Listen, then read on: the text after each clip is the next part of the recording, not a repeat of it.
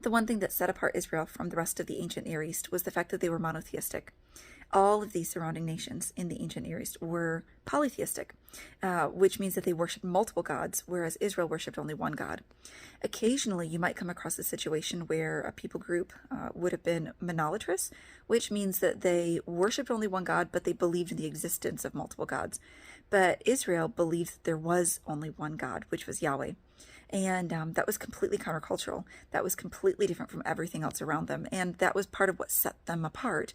They were dedicated to Yahweh, to their God. And it's interesting, we see in the Shema, in Deuteronomy 6:4, it says, "Hear, Israel, Yahweh is your God, Yahweh is one." And there's a few different ways you can kind of translate that because there's no verbs in that verse. But the basic essence of it is that there's only one God, there is no other God, and his name is Yahweh. And he is the God of the Israelites, the God who they worship.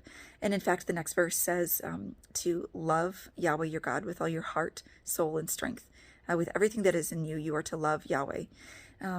See, the thing is, within a polytheistic culture, because you have multiple gods, you worship them and you serve them for various things. And you're always looking to get something out of those different gods. If you do a certain thing, then they must in turn do a certain thing. So if you sacrifice a certain way, or arrange your home and your lifestyle and your family a certain way, then those gods are required to do what you say. So really, it's a game of manipulation. And at the end of it, you're not actually serving that God, you are serving yourself.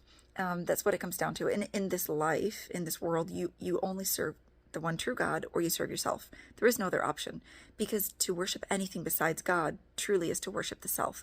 And that's what a polytheistic culture promotes. You manipulate the various gods that do various things in order that they will give you what you want. But Israel was completely different, because they said there's only one God, and that's the God who we worship. And of course, we're going to see throughout the Hebrew scriptures that they stumble and fall over and over again. They fall into the practices of the world around them. And truly, that's how it is for us Christians today.